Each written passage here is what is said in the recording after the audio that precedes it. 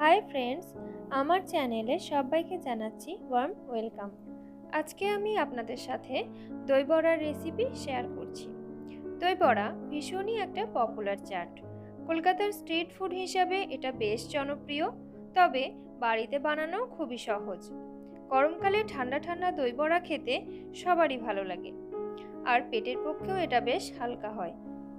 তাহলে চলুন এই পপুলার স্ট্রিট ফুডটা কিভাবে বাড়িতে বানানো যায় আর সেই পারফেক্ট টেস্টটাকেও আনা যায় সেটা দেখে নিই।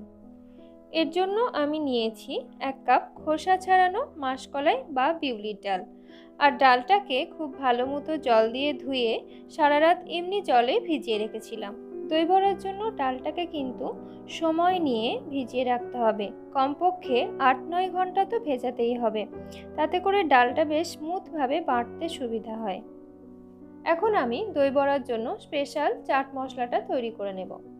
এর জন্য নিয়েছি 1 টেবিল চামচ মতো গোটা জিরা, আর জিরাটা শুকনো খোলায় বেশ ভালো মতো ভেজে নিচ্ছি।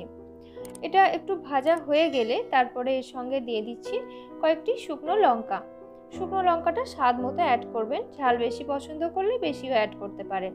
এবার দুটোকে বেশ ভালো মতো ভাজা হয়ে গেলে ঠান্ডা করে তারপর ব্লেন্ডার জারে নিয়ে আমি এটাকে গুঁড়িয়ে একটা মশলা তৈরি করে নেব।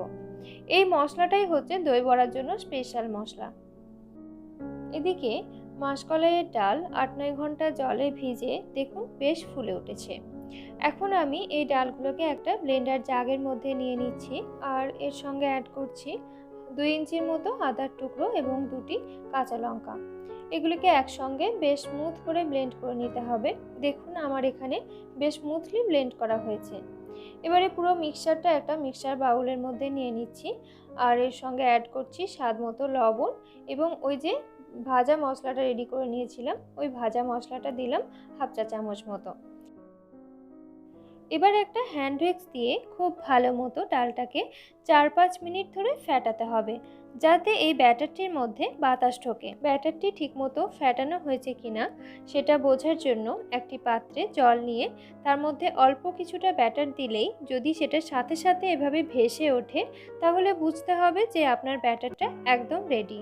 এবারে বড়াগুলি ভাজার জন্য কড়াইতে পর্যাপ্ত পরিমাণ তেল মাঝারি আঁচে গরম করে নিয়েছি। এখন হাতে করে অল্প অল্প করে ব্যাটার নিয়ে বড়াগুলো ভেজে নিচ্ছি। হাত দিয়ে ব্যাটার তোলার আগে হাতটা জলে একটু ভিজিয়ে নেবেন, নয়তো এই ডালের মিশ্রণটা খুব হাতে লেগে লেগে যায়। আর গ্যাসের ফ্লেমটা কিন্তু অবশ্যই মিডিয়াম টু লো এর দিকে রাখতে হবে, না হলে বড়াগুলো ভাজা হয়ে যাবে কিন্তু ভিতরে আবার কাঁচা থেকে যাবে। এবারে একটা জায়গায় আমি কিছুটা পরিমাণ গরম জল নিয়েছি, এমন গরম যাতে আঙুল ডুবিয়ে রাখা যাবে। এর মধ্যে দিয়ে দিচ্ছি 1/2 চা চামচ মতো মৌরি এবং কিছুটা পরিমাণ হিং। এই হিং মৌরির জলের মধ্যে আমি ভেজে রাখা বড়াগুলো আধ ঘন্টা ঢাকা বন্ধ করে ভিজিয়ে রাখবো। এবারে আমাদের দই বড়ার জন্য দইটা রেডি করে নিতে হবে। এর জন্য আমি নিয়েছি 500 গ্রাম টক দই, তার মধ্যে দিয়ে দিলাম স্বাদ মতো লবণ, 1/2 চা চামচ বিট লবণ, কিছুটা পরিমাণ গোলমরিচ গুঁড়ো, ভাজা মশলা পছন্দ মতো, আর 1/2 চা চামচ মতো চিনি দিলাম। এবারে এগুলিকে একসঙ্গে বেশ ভালো মতো মিশিয়ে নিয়ে তারপর ঢাকা বন্ধ করে ফ্রিজে রেখে দেব। এটা ঠান্ডা ঠান্ডা পরিবেশন করলে খেতে ভালো লাগে, তাই দইটা আগে থেকে রেডি করে ফ্রিজে রাখাই ভালো। এখানে আমি দই বড়ার জন্য তেঁতুলের চাটনিটাও কিন্তু রেডি করে নিয়েছি। এই তেঁতুলের চাটনি রেসিপিটা আপনাদের সঙ্গে পরে শেয়ার করব, এখন আর করলাম না, তাহলে ভিডিওর লেন্থ অনেকটা লম্বা হয়ে যাবে। এখন বড়াগুলিকে হালকা করে চেপে জল থেকে তুলে নিচ্ছি। দেখুন বড়াগুলি জলে ভিজে কিন্তু ফুলে ডাবল হয়ে গেছে। এখন সার্ভ করার পালা।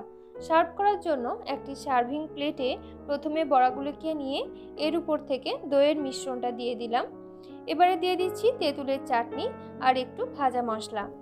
এগুলির কোনোটারই কিন্তু কোনো সঠিক মাপ নেই, আপনি আপনার পছন্দ মতো স্বাদ অনুযায়ী কম বেশি করে নেবেন। এখন ছড়িয়ে দিচ্ছি কিছুটা পরিমাণ ঝুরি ভাজা। পরিবেশনের সময় ফ্রেশ ধনেপাতাটাও অ্যাড করতে পারেন।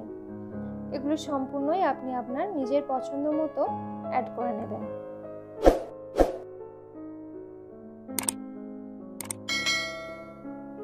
আশা করছি আমার আজকের ভিডিও আপনাদের ভালো লেগেছে, আর ভালো লাগলে আমার চ্যানেলে সাবস্ক্রাইব করার জন্য অনুরোধ রইল।